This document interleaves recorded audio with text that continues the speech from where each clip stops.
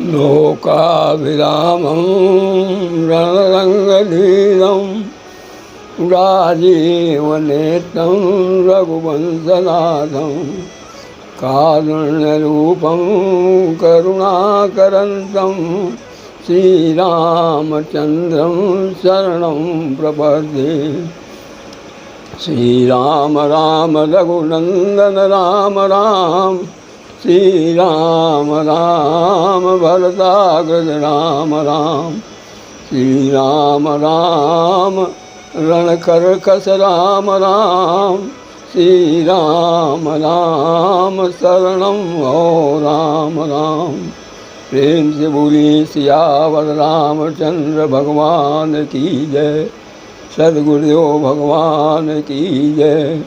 राम अमित गुण सागरा, थाह कि पावै कोय, संतन सन जस कछु सुन्यो, तुम्हें सुनाऊँ सोय। राम कृपा से मिलई यस, हम सब कहाँ सतसंग, और सावधान हुई सुनऊ अब, मानस योग सतसंग। सियावर रामचंद्र पद जय शरणम। आत्मीय सज्जनों एवं देवियों, आज भी हम बुद्धि के स्तर की साधना अर्थात ध्यान की साधना पर ही चर्चा करेंगे। ध्यान की साधना के देवता हमारे भगवान शंकर हैं और उनका आज्ञा चक्र है और विज्ञानमय कोश है। ध्यान की साधना से बुद्धि जब निर्मल हो जाती है तब हमको ज्ञान पैदा होता है। ध्यान से ही ज्ञान पैदा हो सकता है और दूसरा कोई मार्ग ज्ञान प्राप्त करने का नहीं है। चाहे जितने शास्त्र पढ़ें ठीक है, सांसारिक और व्यवहारिक ज्ञान के लिए शास्त्र पढ़ना बहुत ज़रूरी है, लेकिन ज्ञान के लिए ध्यान ही आवश्यक है। बगैर ध्यान के यदि बुद्धि में हम ज्ञान चाहते हैं कि हमें अपने आत्म स्वरूप का ज्ञान हो जाए तो उसके लिए ध्यान बहुत आवश्यक है। ध्यान की दो पद्धतियां हैं, एक केंद्रीय पद्धति है, एक शिथिलीकरण की पद्धति है।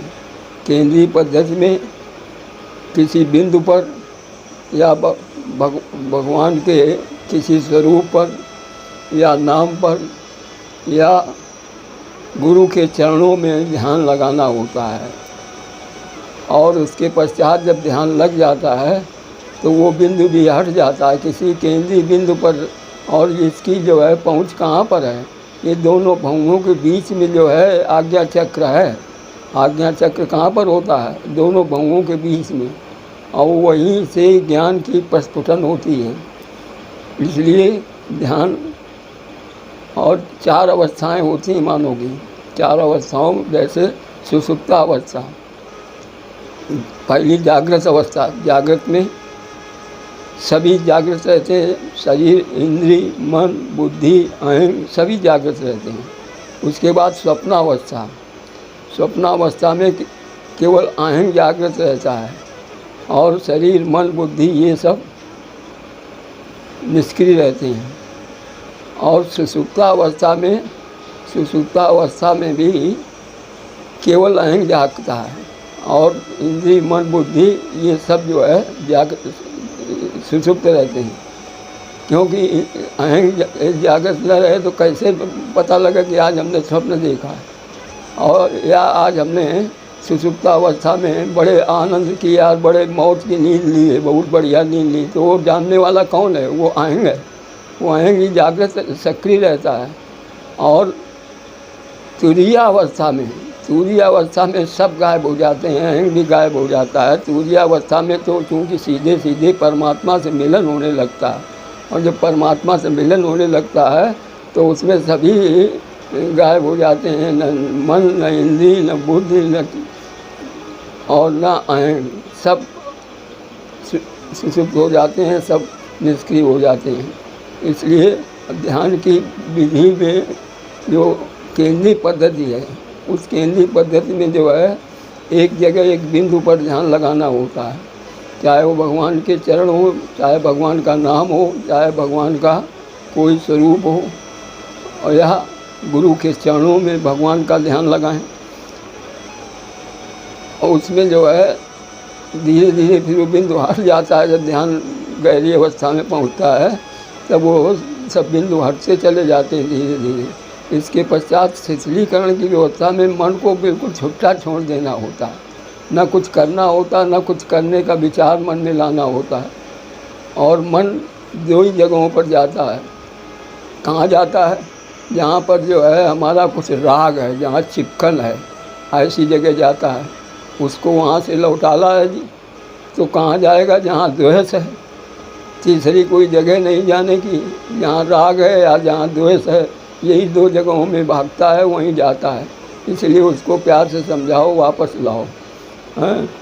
तो बुद्धि के स्तर की साधना से क्या होता है? अपने आत्मस्वरूप का ज्ञान हो जाता है कि अरे हम तो उसी परमात्मा के अंश हैं, जो परमात्मा अखंड स्वास्थ्य, अखंड शक्ति, अखंड आनंद, अखंड ज्ञान, अखंड प्रेम देने वाला है।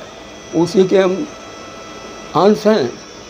ईश्वर अंश जीव अविनाशी, चेतन अमल सहज सुख राशि, उसी के हम अंश हैं। जहाँ ज्ञान मान जहाँ याको नहीं, जहाँ ज्ञान मान याको नहीं रहते हैं। देखें ब्रह्म विचार सब माही, फिर सब जगह ब्रह्म ही दिखाई पड़ता है। निज प्रभु में देखें जगत तो कैसन करें विरोध। जब हर एक में परमात्मा का दर्शन होने लगता है तब कैसन करें विरोध। फिर तो किसी का विरोध आप करने के योग्य नहीं रह जाते हैं। क्यों? सब में परमात्मा दिखाई पड़ रहा है कि सब में परमात्मा हमारा बैठा हुआ। और इस शरीर की अवस्था तभी तक है, आज ये शरीर तभी तक संचालित है जब तक परमात्मा अंदर बैठा हुआ है। और उससे मिलने के लिए ये ध्यान करना है, तब अपने आत्म स्वरूप का ज्ञान होता है कि हम तो शरीर थोड़ा ये नाशवान शरीर है, हम थोड़ा नाशवान हैं, हम तो आत्मा हैं। हम जब आत्मा हैं तो हमारा नाश कब है? किसी काल में नहीं, किसी क्षण में नहीं हमारा नाश हो सकता है। इसलिए जो है बोलिए आनंद कंद सच्चिदानंद भगवान की जय। श्रीमन नारायण नारायण नारायण, भजमन नारायण नारायण नारायण, आनंद कंद सच्चिदानंद भगवान की जय।